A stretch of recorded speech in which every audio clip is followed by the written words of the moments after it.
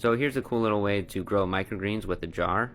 So I have a small jar and a lid, and then I cut out a mesh screen and fit that into the lid. It's just a stainless steel mesh screen. Fit that inside the lid, and then put the lid on the jar, and now the mesh screen is tight and it's not going to move. And then what you're going to want to do is enough water to fill up this jar. And it's optional if you want to use some fertilizer for your plants. It'll just give your microgreens a little extra boost, but it's not required. This is MaxiGrow. You can find a link to it in my bio.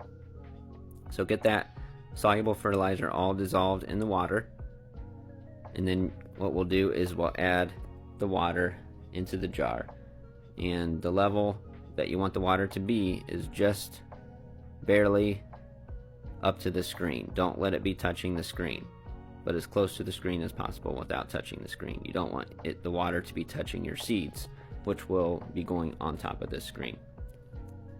So that's about enough water there.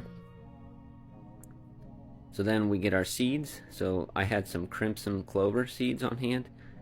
It's not one of the most common microgreens out there, but it's just what I happen to have to show as an example here.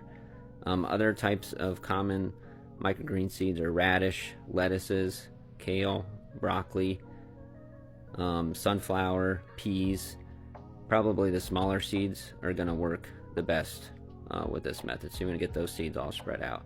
Microgreens actually can be up to 40 times the nutritional value of their parent plant, so they're very, very healthy to grow. So you might want to give that a try and grow some microgreens and see what you think. You can add them to salads. So here I'm keeping the seeds wet, so you want to spray the seeds every morning and every night until the seeds all start to germinate, and you'll see roots coming out of the seeds. And you want to put this lid on top and put it in a cool, dark place. You want it to be dark. So after 24 hours the seeds started germinating. You can see the roots coming out there, and then eventually the plants grow bigger and they lift the lid up, and then eventually they lift the lid almost all the way off, and they'll look like this. They'll be yellow because they've been in the dark. And then at this point, when they get a few inches tall, you'd want to put them under some lights, and then they'll start turning green, and you'll see the roots are going down into the water, and in a few days you'll be able to harvest these. So you can harvest these and add them to salads or whatever you'd like.